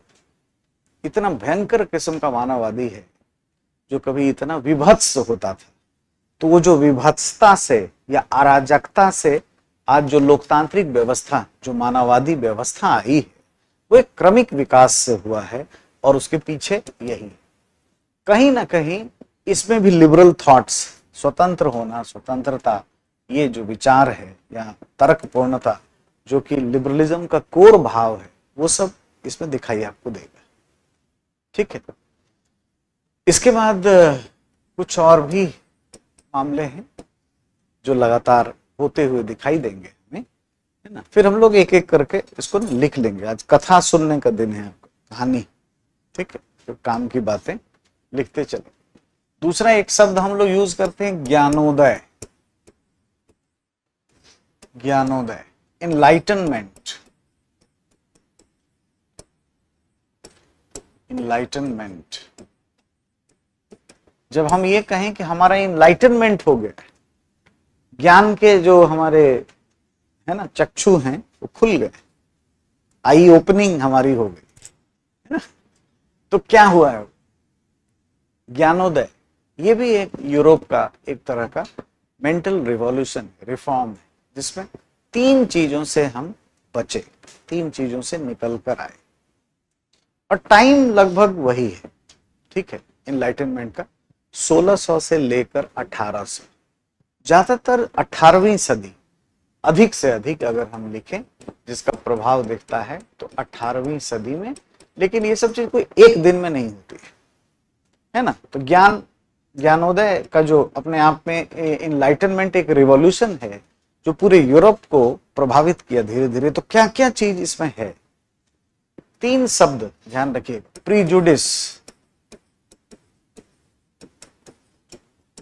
ये क्या है, पूर्व निर्धारित कुछ चीज जिसको धारणाएं हम बना लेते, वो गलत है, कुछ भी मत बना, ठीक है। तो देखिए कितने ओपन माइंड के लोग होते हैं। जब ओपन माइंड हम बोलते हैं तो भारत के लोग समझ जाते हैं अच्छा ये महिला पुरुष में कुछ भी करते होंगे, ऐसा नहीं होता। ये आइडियोलॉजी है, ये किसी भी चीज में हम पहले से दिमाग, ये भी अपने आप में एक प्रिजुडिस है। प्रिजुड, पूर्व धारणा खराब होती है, अवबोधन होता है, इससे हमेशा नुकसान। आप किसी को समझेंगे क्या बेकार नालायक, आप फंस जाए, कहीं ना कहीं कुछ गलती कर, जीवन में कुछ खोएंगे। किसी जाति को खराब समझेंगे, प्रिजुडिस है, पूर्वाग्रह है ना, ये गलत है, इससे निकलना, पूर्वाग्रह, इससे निकल, इसका निषेध, end of the prejudice is a enlightenment. ये बहुत जरूरी, इससे हमें बाहर जाना चाहिए, एक बहुत बड़े स्तर पर ये बात हुई। दूसरा इसमें यह है कि हम ना रिफॉर्मिस्ट तरीके से बात करें, सुधारात्मक हों, है ना, कैथोलिक धर्म में सुधार करें। टॉलरेशन, एक और शब्द है इनटॉलरेंस, उससे हम बाहर निकल जाए। इनटॉलरेंस, असहिष्णुता, है ना, ये नहीं है। जहां पे भी असहिष्णुता है, वहां अभी ज्ञान आया नहीं है, कहीं ना कहीं दिक्कत है। और बहुत हम रूढ़िवादी नहीं रहे, रिफॉर्मिस्ट टाइप का रहे। एक शब्द और गूंजा, दूसरा शब्द। तीसरा क्या है? End of the tradition. Tradition, या इसको थोड़ा ऊपर कर देते हैं, है ना, रूढ़िवाद। ये तीनों को छोड़, रिफॉर्मिस्ट टाइप का हमें होने, सुधार करना चाहिए। पूरे यूरोप में इनलाइटनमेंट की क्रांति, है ना, बढ़ती चली गई। इसका प्रभाव काफी दिखाई देता है, ठीक है, और इसका इन्फ्लुएंस खूब हुआ। इसने उदारवाद को बड़ा मजबूत किया। अब आप देखो उदारवाद में, उदारवाद का मूल भाव क्या है, मैं लिखवाऊंगा अभी। व्यक्ति, है ना, इसमें व्यक्तिवाद छुपा हुआ। हर व्यक्ति पहल करने के लिए स्वतंत्र है, ठीक है। स्वतंत्रता इसका मूल मंत्र है। आप जानते हैं लिबर का मतलब ही आजादी होती है। और जॉन लॉक सबसे अच्छा थ्योरिस्ट है जो समझाता है कि जन्म से ही हमारे पास संपत्ति का अधिकार, जीवन का अधिकार, स्वतंत्रता का अधिकार हमारे पास है। राज्य का हस्तक्षेप व्यक्ति के ऊपर नहीं होगा, ऐसी बात है लिबरलिज्म में। अब आप देखिए, अगर आप प्रिजुडिस खत्म करते हैं तो लिबर्टी बढ़ेगी कि घट जाएगी? बढ़ेगी।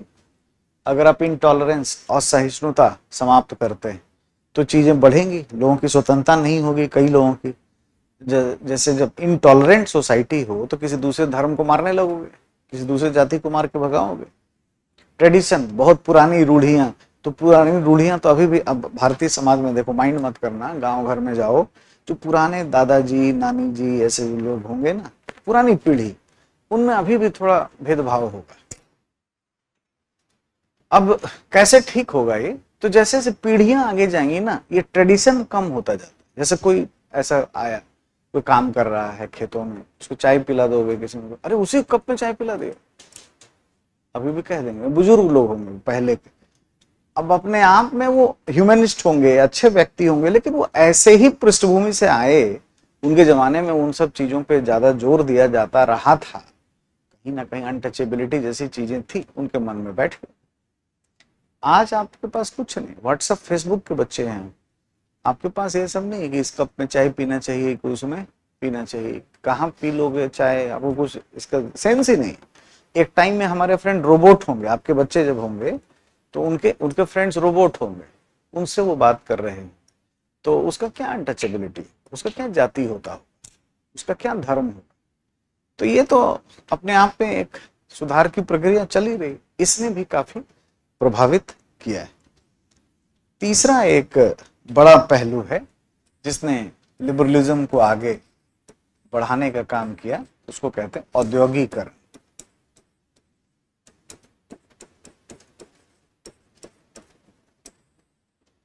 इंडस्ट्रियलाइजेशन। ज्यादातर आप देखेंगे तो 1760 के बाद इंग्लैंड में ये सब दिखाई देता है। तो कुल मिला के 17वीं और 18वीं सदी हम यहाँ पर देख सकते हैं। औद्योगिकरण ने क्या कर दिया? अभी मशीन दे दी। जहां हम मैनुअल वर्क करते थे वहां हमें मशीन मिल गई। मशीन मिला तो पहल कर पाएंगे कि नहीं? पहले हम घर में कुछ उत्पादन करते थे, जैसे कॉटन लिया और घर में उसका कुछ धागा वगा बना के चरखे उरखे चला के कपड़े पहने। अब हमारे पास मशीन है, मोटर है ना, रेल है, तो हमारे पास मार्केट दिखने लगेगा, हम पहल करेंगे, इंडस्ट्री फैक्ट्री लगाएंगे। तो उदारवाद में पूंजीवाद भी छुपा हुआ है, व्यक्तिगत पहल करने की बात। तो इंडस्ट्रियलाइजेशन से पहल शक्ति हमारी बढ़ी, है ना, पूंजीवाद का विकास इससे होगा। और इसने क्या किया है? उदारवाद के उद्भव को या विकास को आगे बढ़ाया है, इसको मजबूत किया है। इतना ही नहीं, कई तरह के रेवोल्यूशन इसमें कारक रहे हैं। जैसे चौथा हम ये देख सकते हैं कि अमेरिकी क्रांति, अमेरिकी क्रांति, तो भाई 13 कॉलोनी इंग्लैंड की, है ना, 13 लड़ाके आपस में मिलके लड़के भगाते हैं ब्रिटिश सेना को। और है ना अपना आगे चल के संविधान बनाते हैं। तो 1776 75 से लड़ाई वड़ाई शुरू हुई, 76 में बातें हुई, सब टाइम देखिए वही है। ये भी क्या है, 18वीं सदी, 18वीं सदी है। यहां पे भी नारे लगेंगे, बिना प्रतिनिधित्व के कर नहीं, वही नारे जो 1688 में गौरवपूर्ण क्रांति में लगे हुए हैं, ये सब है ना दिखाई देंगे आपको। यहाँ पे भी कॉन्स्टिट्यूशन जैसी चीजें बनाई जाएंगी। लिबर्टी को बड़ा इंपॉर्टेंट इन्फ्लुएंशियल चीज माना गया। स्टैचू ऑफ लिबर्टी जो आप देखते हैं वो एक बहुत बड़ा प्रतीक है इसका, स्वतंत्रता का। तो अमेरिकी क्रांति बहुत बड़ा इन्फ्लुएंस करती हुई नजर आती है। हम अगर इसी में क्रांतियों को ही देखते जाएं तो फ्रांस की क्रांति, फ्रांस की क्रांति ये कब से कब है भाई, तो 1789 से 1799, जब तक नेपोलियन बोनापार्ट आ नहीं गया। तो लुई 16वां थोड़ा अथॉरिटेटिव था, उसकी वाइफ मेरी, उसको फांसी का सजा दिया गया। ठीक है, यहाँ पे भी क्या है, लिबर्टी, इक्वालिटी और फेटर्निटी, स्वतंत्रता, बंधुता और समानता के नारे लगाए गए। इसने भी इसको ग्रूमिंग किया। टाइम देखिए ऑलमोस्ट वही है। क्या चल रहा है ये, 18वीं सदी, 18वीं सदी। ये सब अगर नहीं हुआ होता तो स्पेन के लोगों को कहां से ज्ञान प्राप्त हो जाता, 1812 में इस्तेमाल कर देते वो अपना संविधान बनाने होता। इन दोनों को ज्ञान कहां से प्राप्त हुआ, इन दोनों को, तो गौरवपूर्ण क्रांति, गौरवपूर्ण क्रांति, ये है 1689। अब यहां पे भी एक राजा था, जेम्स सेकेंड, 1688 में, वो सत्तावादी राजा था। उसकी बेटी मेरी अलग डायनेस्टी से शादी कर लेती है, पहल करने की आजादी है, वो भी लिबर्टी पसंद है ना। तो विलियम और मेरी क्राउन बनते हैं 1689 में। बिल ऑफ राइट्स लोगों को मिलता है, नागरिकों के अधिकार की बात होती है। तो यहां से भी लिबर्टी का इन्फ्लुएंस शुरू हो। इन सब का प्रभाव है। अब टाइम देखिए, 17वीं सदी, ठीक है। तो ये चीजें होती रहेंगी लगातार। धर्म सुधार का आंदोलन भी हो रहा है, रिफॉर्मिज्म एक और पॉइंट इसमें से निकाला जा सकता है। मैं इसको छोटा ही छोटा करता जा रहा हूं लगातार, दिखाई दे रहा है। चलिए समझिए, अभी लिखवाएंगे एक एक करके, है ना। एक और जोड़ दे, रिफॉर्मिज्म,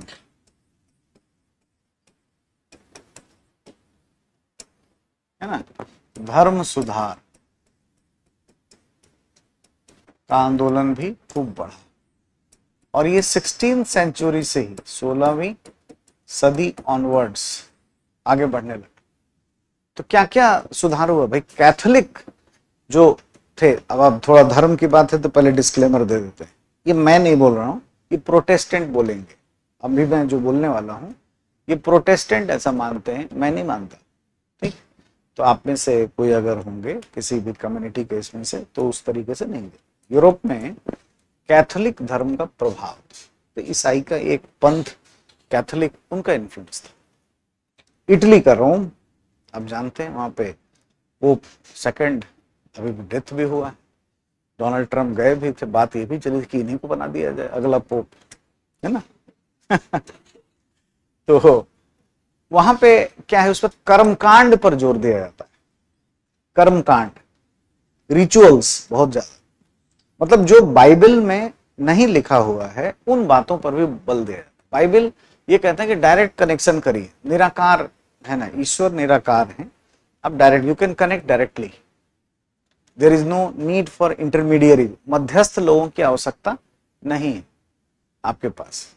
ठीक है, कोई मूर्ति, कोई फ्रेग्रेंस, कोई पिक्चर नहीं होना चाहिए। आप जाए कैथोलिक चर्च में जाएंगे तो प्लस क्रॉस का चिन्ह होगा, है ना, कोई बैप्टिज्म की प्रक्रियाएं होंगी, अधिक से अधिक आप देखेंगे इस तरह के रिचुअल्स हो रहे होंगे, कोई गोल्डन छड़ी पकड़ा होगा ऐसे ऐसे, कैसे हिंदू कम्युनिटी में होता है कि लोग गुजरते रहते हैं और कोई जो मूर्ति से उठा के ऐसे सर के ऊपर ऐसे ऐसे ऐसे ऐसे रखा जाता है, ऐसे ऐसे, तो वो भी एक हम लोग आशीर्वाद लेते हैं।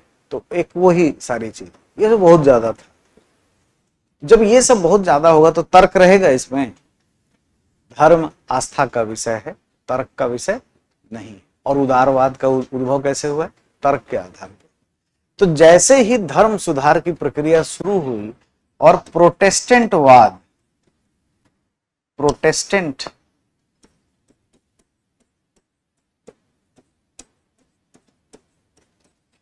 का उदय हुआ, तो प्रोटेस्टेंट वाद क्या है? तर्क का आंदोलन है, विज्ञानवादी आंदोलन है, रेशनैलिटी का आंदोलन है। एक ही शब्द से बात क्लियर हो जाएगी और वो है रेशनैलिटी। तो देखो इतनी चीजें हो रही हैं पूरी दुनिया में और उसका प्रभाव ये है। अभी मैंने थिंकर्स की बातें नहीं की हैं, इसमें थिंकर भी है, उसका भी आइडिया है, जॉन लॉक है, एडम स्मिथ है, इन सब का भी प्रभाव होगा जिसके वजह से ये बढ़ा, ऐसा नहीं। लेकिन इसका होना ही था, मतलब नेचुरल ग्रोथ होना था, उदारवाद का उद्भव होना था। चूंकि औद्योगिक क्रांति हुई, अमेरिकी क्रांति, फ्रांस की क्रांति, ये सब घटनाएं घट रही हैं यूरोप में, तो लगातार ऐसी चीजें होंगी। और रेनेसां सबसे इंपॉर्टेंट है। इसका एक जो ट्रैजेक्टरी है, जो चल रहा है उदारवाद, ये कैसे है, इसका क्या मतलब ग्रोथ हो रहा है। उदारवाद के ना कई तरह के वाद निकल गए हैं इसमें से। तो ये मान लीजिए एक यात्रा है जो हो रही है, इसकी भाई उदारवाद की, इसको हम देख लें जरा। तो हम ये पाएंगे इसमें खास करके 16वीं और 17वीं सदी, ठीक है। यहां पर इसका एक इनिशियल फॉर्म दिखाई देता है, शुरुआती लक्षण दिखाई दे, इसको मूलभूत उदारवाद हम कहेंगे, ठीक है। और आगे चल के जैसे 18वीं और 19वीं सदी में इसमें कुछ चेंजेस भी होंगे। और 20वीं 21वीं सदी, 20वीं और 21वीं सदी, ये भी इसका एक समकालीन उदारवाद का दौर होगा। तो इसको कहेंगे कि मूलभूत है, ठीक है। कई विद्वान इसको टेक्निकल चीज में जब जाएंगे तो इसको निगेटिव लिबरलिज्म कहते हैं। निगेटिव शब्द क्यों बोलते हैं? यहां ये मानते थे कि व्यक्ति को पहल करने की आजादी होगी, राज्य हस्तक्षेप नहीं करेगा, यही बस मूल भाव यही है। इसको कहते हैं नकारात्मक, यानी लेजे फेयर स्टेट होगा, राज्य कुछ नहीं करेगा, मार्केट सब कुछ करेगा, डिमांड सप्लाई से होगा, व्यक्ति को पहल करने की आजादी है, सबको उसको करने दीजिए। यहां से शुरुआत होती है। ऐसा एकदम वाटर टाइट तो बांट नहीं सकते, मैं सिर्फ समझाने के लिए आपको बोल रहा हूं। इसमें कुछ कुछ 18वीं सदी के हैं, कुछ ऐसे विद्वान जो इधर जन्मे भी होंगे वो वहां चले जाएंगे, ठीक है। तो जॉन लॉक जन्मा भी होगा, आगे बढ़ जाएगा, 1704 तक चलेगा, तो 18वीं सदी में तो पहुंच ही गया। तो ऐसा है ना, एकदम वाटर टाइट नहीं कर सकते, लेकिन ये शुरुआती दौर, मूलभूत, या इसको हम कहेंगे नकारात्मक उदारवाद। नकारात्मक क्यों बोलेंगे?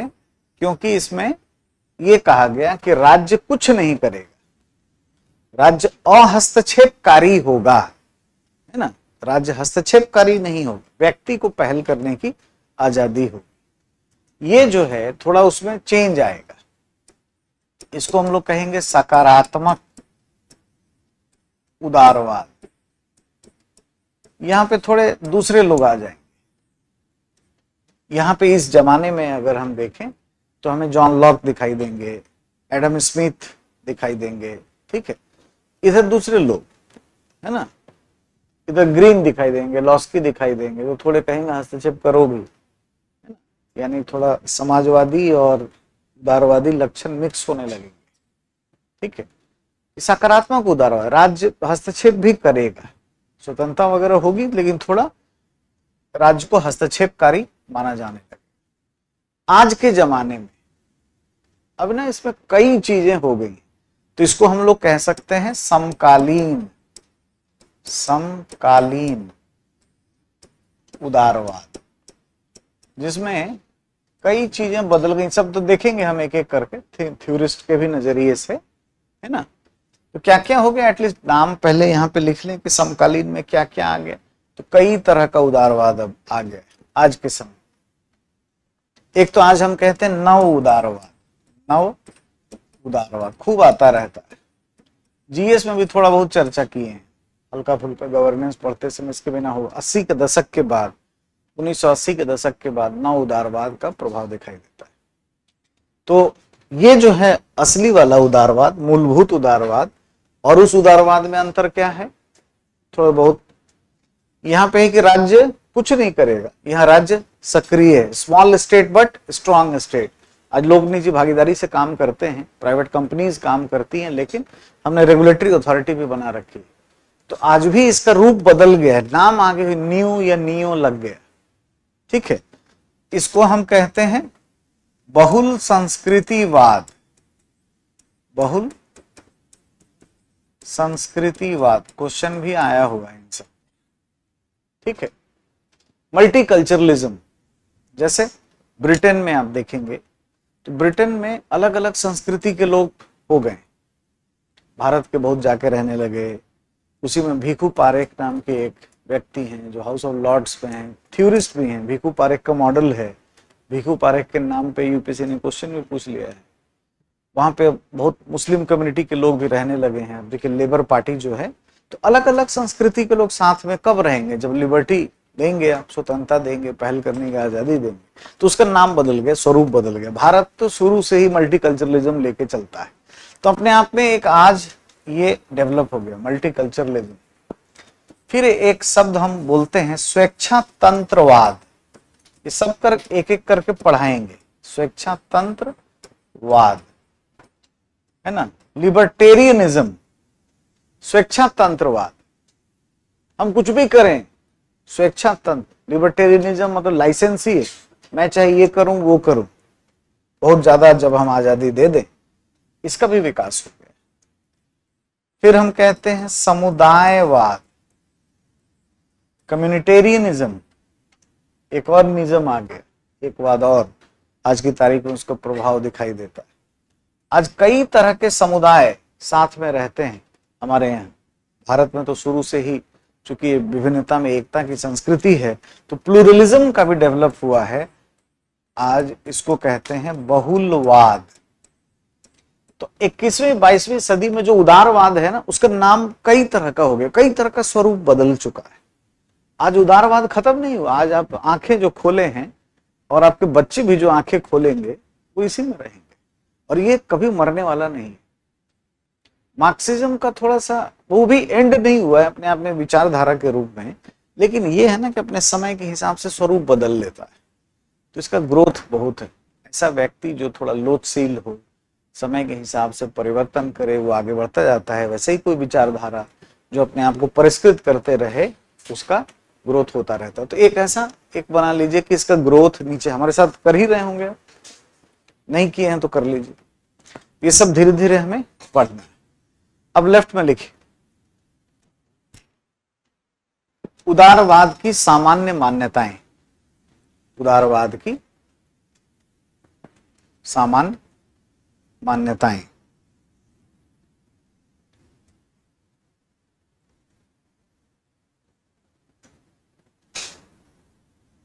ठीक है। यहां पे ये जो आप बनाए हैं डायग्राम, इस पर लिख दीजिए ब्रैकेट में इसकी विकास यात्रा, कैसे इसका ग्रोथ हो रहा है। हम देख ही लेंगे एक एक करके। पहले तो सामान्य मान्यता जानेंगे उदारवाद क्या है, फिर थ्योरिस्ट की नजर से ये सब देखते हुए आगे बढ़ते हुए एक एक करके जाएंगे, फिर इनके प्रश्नों को भी हल करेंगे, ठीक है। तो पहले तो एक विचार बनाएं कि होता क्या है लिबरलिज्म, इतने समय से बात हो गई। उदारवाद, लिबरलिज्म, तो लिबर से बना है, तो इसमें क्या होगा भाई, व्यक्ति क्या है भाई, पहल कर सकता है। इसमें स्वतंत्रता पर जोर दिया गया। ये हमारे साथ डायग्राम बनाइए, मैं आपको पॉइंट में लिखवाऊंगा, ये सब लिखते जाइए, आपके लिए कैची पॉइंट होगा। लिबर्टी इसका कोर होगा, स्वतंत्रता पर बल दिया गया है। इसमें व्यक्तिवाद छुपा रहेगा। व्यक्तिवाद यानी व्यक्ति, हर व्यक्ति है ना, किसी भी तरह का रहन सहन, खान पान, उसको स्वतंत्रता है, वो पहल कर सकता है। व्यक्तिवाद, इंडिविजुअलिज्म को लेकर के ये चलता है, उसको मान्यता देता है। इसमें उदारता, उदारता के लक्षण। इसमें क्या है, राज्य हस्तक्षेपकारी होगा कि अहस्तक्षेपकारी? अहस्तक्षेपकारी। राज्य व्यक्ति पर हस्तक्षेप नहीं करेगा, यानी इसमें अहस्तक्षेपकारी राज्य, अहस्तक्षेपकारी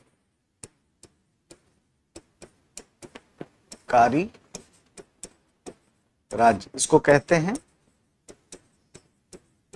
लेसे फेयर स्टेट। लिखते हैं लेसे फेयर, पढ़ते हैं लेसे फेयर स्टेट, है ना। इस पर इसमें जोर दिया जाएगा। जब व्यक्ति पहल करेगा, है ना, तो हो सकता है कि वो कैपिटलिज्म हो जाए उसके पास। उसने कोई इंडस्ट्री, फैक्ट्री लगाई, तर्क का प्रयोग किया और बहुत सारा उसको लाभ मिला, ठीक है। तो इसमें पूंजीवाद भी छिपा हुआ है। पूंजीवाद इनहेरेंट है। अब चूंकि इसमें व्यक्ति के हित की बात की जाती है, पहल करने की बात की जाती है ना, तो कैसे पहल करेगा? तर्क शक्ति, तर्क, विवेकशीलता, विवेकशीलता, रैशनैलिटी पर हम लोग जोर देते हैं। इसमें भावनाओं पर कोई प्रीजुडिस नहीं है, शोध के आधार पर बातें अधिक करने की चीजें होती हैं। इसका स्वभाव जो है वो मानववादी होगा ही होगा। तो जहां जहां लिबरलिज्म का प्रभाव है वहां ह्यूमैनिज्म भी अच्छा होगा। जब आप व्यक्ति को महत्व देंगे, जैसे पश्चिमी दुनिया, पश्चिमी लोकतंत्र सभी लिबरल थॉट्स पे चलते हैं, तो अच्छे हैं, ठीक है। लेकिन आप चाइना देख लीजिए, लिबरलिज्म का इन्फ्लुएंस नहीं है। आज का चाइना बदला हुआ है, लेकिन उसने क्या किया, बस अर्थव्यवस्था में पहल करने की आजादी तो दी, लेकिन अभी भी वहां पे अथॉरिटेटिव प्रैक्टिस है। व्यक्ति को उतना नहीं, कोई फ्रीली बोल नहीं सकता है, स्वतंत्र मीडिया नहीं है। अभिव्यक्ति करोगे तो चले जाओगे थोड़ा डिटेंशन सेंटर, यूट्यूब को खोलोगे धुआं दे देगा मोबाइल, है ना। स्टेट अथॉरिटेटिव है, मानववादी नहीं है।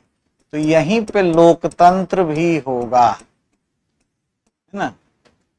ऐसी तमाम चीजें इसमें छुपी हुई हैं। यही सारे पॉइंट्स ध्यान में रखने की जरूरत है। अब एग्जाम की तैयारी को और बेहतर करने के लिए हमारे चैनल को लाइक, शेयर और सब्सक्राइब करना ना भूलें।